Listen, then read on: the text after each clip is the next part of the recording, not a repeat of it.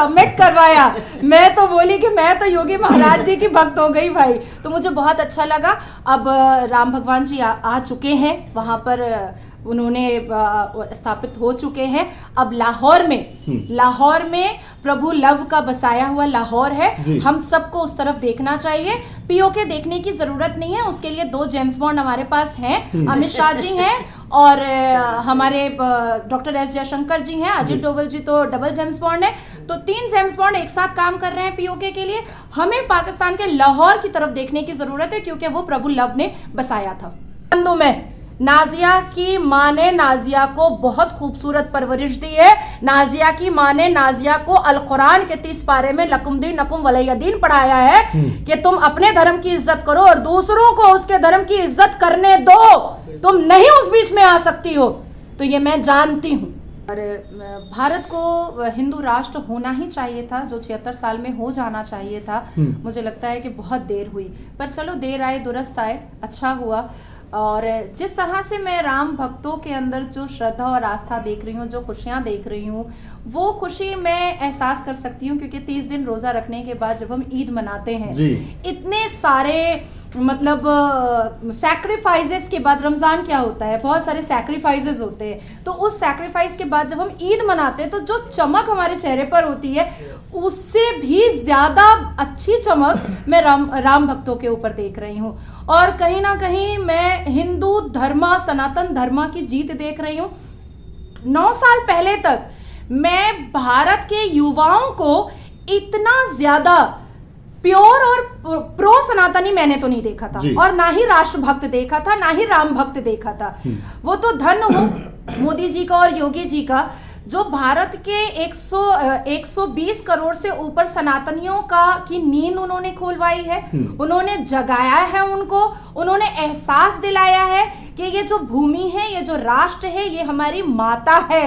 और मैं नाजिया इलाही खान ये कहना चाहती हूँ कि यहाँ का, जब हम इस राष्ट्र को माता मानते हैं, तो इस राष्ट्र का कोई पिता नहीं हो सकता है। इस राष्ट्र का पुत्र और पुत्री हो सकती है।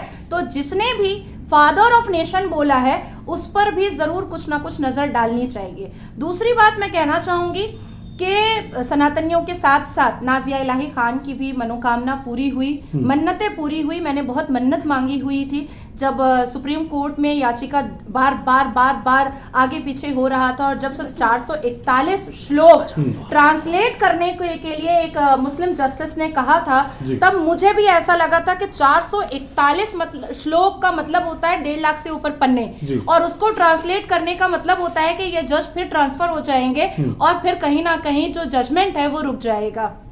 बहुत मैं अंदर से बहुत परेशान हुई थी, लेकिन जिस तरह से योगी महाराज जी ने उसको ट्रांसलेट करवाया और नेक्स्ट डेट पे सबमिट करवाया, मैं तो बोली कि मैं तो योगी महाराज जी की भक्त हो गई भाई। तो मुझे बहुत अच्छा लगा। अब राम भगवान जी आ चुके हैं वहां पर, उन्होंने स्थापित हो चुके हैं। अब लाहौर में प्रभु लव का बसाया हुआ लाहौर है। हम सबको उस तरफ देखना चाहिए। पीओके देखने की जरूरत नहीं है, उसके लिए 2 जेम्स बॉन्ड हमारे पास हैं। अमित शाह जी हैं और हमारे डॉक्टर एस जयशंकर जी हैं। अजित डोवल जी तो डबल जेम्स बॉन्ड है। तो 3 जेम्स बॉन्ड एक साथ काम कर रहे हैं पीओके के लिए। हमें पाकिस्तान के लाहौर की तरफ देखने की जरूरत है, क्योंकि वो प्रभु लव ने बसाया था। नाजिया ने अभी भी मुंह से 25% इस्लाम के बारे में बोला है। 75% जिस दिन बोलेगी ना, उस दिन नंगा कर देगी। सही बात। उस दिन नंगा कर देगी। किसको? ये धर्म के ठेकेदारों को, मुसलमान धर्म के ठेकेदारों को एकदम मैं कपड़ा उतार दूंगी। जिस दिन मैं अपने आप पे आ जाऊंगी, उस दिन मैं इमाम बुखारी बोलिए, मैं नाम लेकर बोल रही हूँ, शफीकुर रहमान बारक बोलिए, असदुद्दीन जोड़ा अवैसी बोलिए, या जितने भी मदनी बोलिए, मैं इनको खड़े खड़े न्यूड कर सकती हूँ। मुसलमान अगर इन लोगों को फॉलो कर रहे हैं, बहुत अच्छी बात है, करना चाहिए, बिल्कुल करना चाहिए। मैं भी मुसलमान हूँ, लेकिन मैं अल्लाह मानती हूँ। आप ये बताइए, आप तो एडवोकेट भी हैं, लॉयर हैं, तो ये बताइए, कुछ लोग आज भी मुस्लिम भी कहते हैं और जो राम विरोधी जो सनातन में भी हैं, वो सनातनी खुद को बोलते हैं लेकिन हम नहीं मानते हैं, वो कहते हैं कि ये सिर्फ एक आस्था पे फैसला है। आप तो सुप्रीम कोर्ट में आना जाना और इसी महकमे में काम करते हैं, तो आज आप बताइए कि क्या सुप्रीम कोर्ट का वाकई फैसला था या सिर्फ बहुसंख्यकों की आस्था पे ये फैसला था? देखिए, पहले आपने आस्था की बात कही है, तो इस धरती पर जितने भी धर्म हैं वो आस्था पर ही है। मैंने क्या अल्लाह देखा है?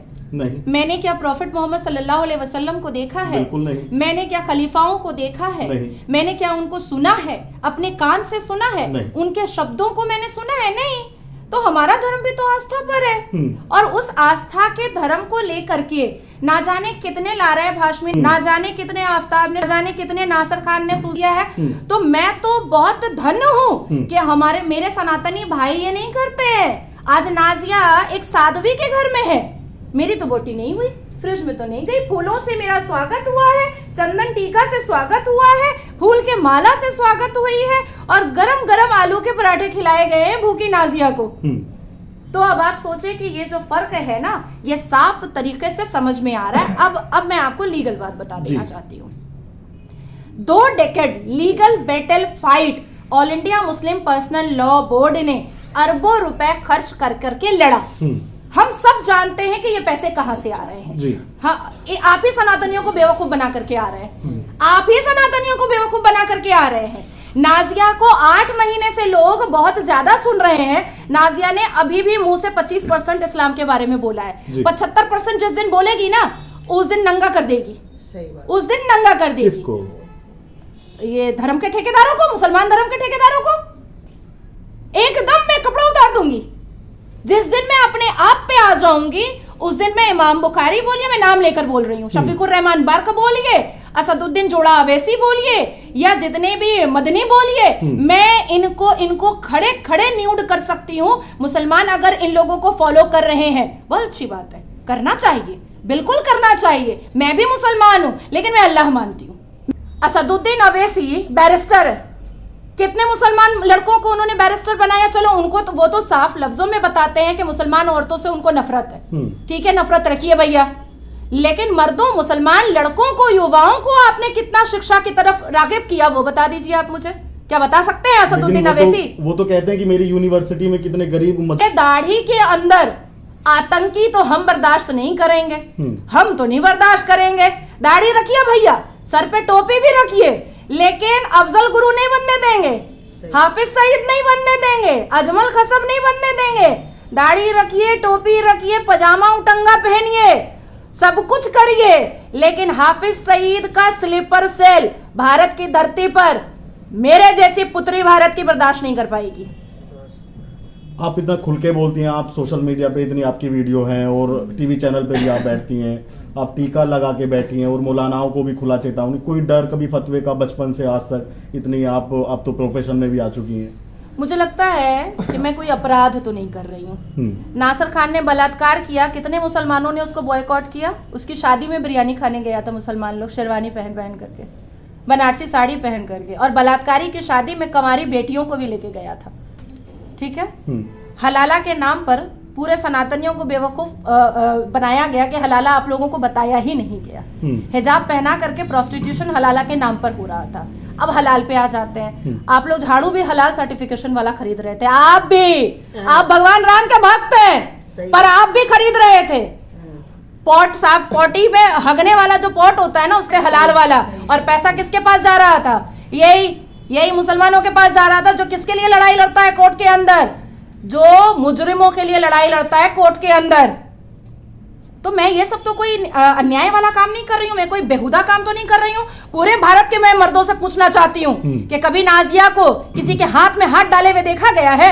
कभी नाजिया को किसी के बाइक में कंधे पे झूलते हुए देखा गया है? किसी नाजिया को बार क्लब पब में नाचते हुए देखा गया है? किसी नाजिया को कभी किसी खराब जगह पर देखा गया है?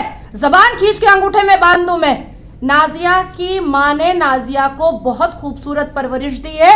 नाजिया की माँ ने नाजिया को अल कुरान के 30 पारे में लकुम दीनुकुम वलिय दीन पढ़ाया है कि तुम अपने धर्म की इज्जत करो और दूसरों को उसके धर्म की इज्जत करने दो, तुम नहीं उस बीच में आ सकती हो। तो ये मैं जानती हूं